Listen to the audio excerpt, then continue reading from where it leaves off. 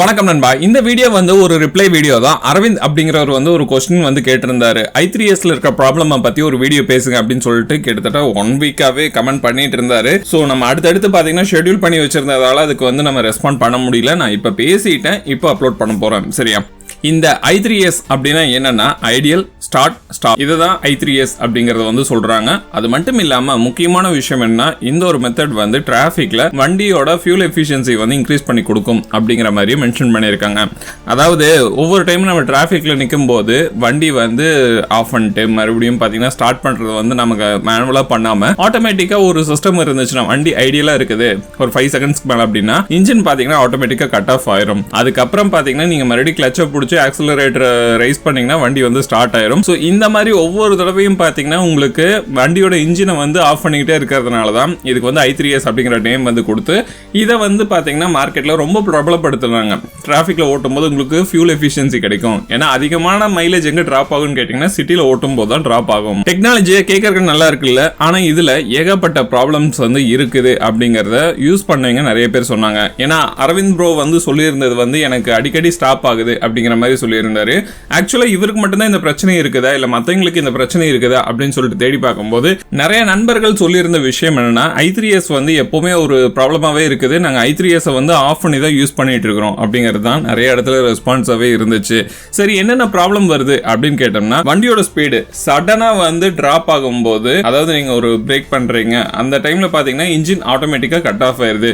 ஒரு you turn எடுக்கும் போதோ இல்ல ரொம்ப முக்கியமான ஒரு பிளேஸை வந்து நம்ம கவர் பண்ணி ஓட்டிட்டு போகும்போதோ இந்த மாதிரி இடத்துலயும் வண்டி பாத்தீங்கன்னா ஆட்டோமேட்டிக்கா கட் ஆஃப் ஆயிருது அப்படிங்கறத நிறைய பேரோட குற்றச்சாட்டா இருக்குது. சோ அதனாலேயே நிறைய பேர் என்ன பண்றாங்கன்னா i3s வந்து ஸ்டாப் பண்ணி வச்சுட்டு தான் வண்டி வந்து யூஸ் பண்ணிட்டு இருக்காங்க. ஆனா இது எடுக்கும் போதே கொஞ்சம் காஸ்ட் அதிகமா தான் நம்ம எடுக்கிறோம் அப்படிங்கறது தான் மிக முக்கியமான விஷயம். ரெண்டாவது, ரெகுலரா யூஸ் பண்ணிட்டு இருக்கிறவங்களுக்கும் இன்னொரு ப்ராப்ளம் இருக்குது. அதாவது வண்டியில பாத்தீங்கன்னா 3 காயில் இருக்கும். ஒரு காயில் பாத்தீங்கன்னா டைனமோ காயிலா இருக்கும். அந்த காயில் பாத்தீங்கன்னா பேட்டரி வந்து சார்ஜ் பண்ணிக்கிட்டே இருக்கும் வண்டி ஓடிட்டு இருக்கும் போது. இந்த காயில் இருக்குல்ல, இந்த காயில் அடிக்கடி பாத்தீங்கன்னா ஃபெயிலியர் ஆகுது. இது ஃபெயிலியர் ஆகிறதுனால சீக்கிரமா பேட்டரி வந்து போயிருது அப்படிங்கறதையும் சொல்றாங்க. சோ அதனாலேயே சில பேர் எல்லாம் பாத்தீங்கன்னா வித்தின் இயர்க்குள்ளேயே 3 தடவை வந்து பேட்டரியை வந்து சேஞ்ச் பண்ணிருக்காங்க.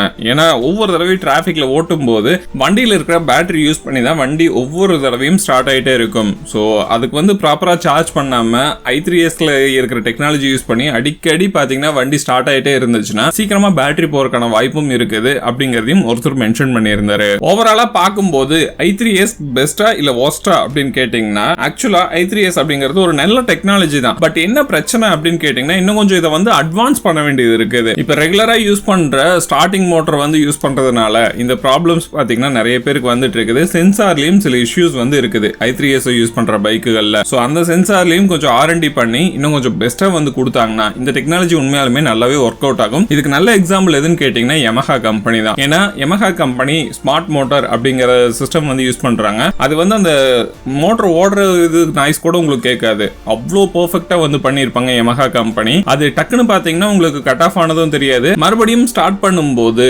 அதுவும் பாத்தீங்கன்னா ஸ்மூத்தாவே ஸ்டார்ட் ஆயிருது. ஸோ இந்த மாதிரி பாத்தீங்கன்னா இதுல எந்த வித பிரச்சனையும் வராம கொஞ்சம் அட்வான்ஸ் பண்ணாங்கன்னா i3s வந்து கண்டிப்பா இது மார்க்கெட்ல வந்து நல்லா சக்சஸ்ஃபுல்லா இருக்கும். i3sக்கு இன்னும் தேவைப்படுறது என்ன அப்படின்னு கேட்டீங்கன்னா இன்னும் R&D மட்டும் தேவைப்படுது. ஏன்னா பெட்ரோல் இன்ஜின் வந்து இனிஷியல் டைம்ல வந்ததுக்கும் இப்போ நம்ம யூஸ் பண்ற பெட்ரோல் இன்ஜினுக்கும் ஏகப்பட்ட வித்தியாசம் இருக்கு. கிட்டத்தட்ட 100 இயர்ஸ் பாத்தீங்கன்னா R&D பண்ணி மார்க்கெட்ல அட்வான்ஸான இன்ஜினை தான் நம்ம யூஸ் பண்ணிட்டு இருக்கிறோம். ஏன்னா இதுக்கு முன்னாடி இருந்த மாதிரி இன்ஜின் இல்ல. ஏன்னா அதெல்லாம் பொல்யூட் பண்ற மாதிரியான இன்ஜின்ஸ் வந்து இருந்துச்சு. இப்ப இருக்கிற இன்ஜின்ஸ் பாத்தீங்கன்னா மோஸ்ட்லி பொல்யூட் பண்ணாதுன்னு சொல்லல, பட் மோஸ்ட்லி பாத்தீங்கன்னா அதை கவர் பண்றதுக்கு என்னென்ன விஷயங்கள் இருக்குதோ அதை எல்லாத்தையும் ஃபுல்ஃபில் பண்ணி தான் நம்ம மார்க்கெட்ல வந்து சேல் பண்ணிட்டு இருக்காங்க. சோ பொல்யூஷனுக்கு இவ்வளவு இம்பார்ட்டன்ட் கொடுத்து இப்ப பாத்தீங்கன்னா R&D பண்ணி இந்த அளவுக்கு சக்சஸ் பண்ணிருக்கோம். சோ அதே மாதிரி i3s இந்த மாதிரி ஒவ்வொரு டெக்னாலஜிஸ்க்கும் R&D பண்ணி இன்னும் கொஞ்சம் சக்சஸ்ஃபுல்லா கொண்டு வந்தாங்கன்னா இன்னும் நல்லா இருக்கும் அப்படிங்கறத என்னோட ஒரு ஒப்பீனியன். இதை பத்தி நீங்க என்ன நினைக்கிறீங்க அப்படிங்கறத கமெண்ட் செக்ஷன்ல பதிவு பண்ணுங்க. அடுத்த வீடியோல சந்திக்கலாம் நண்பா. டாடா.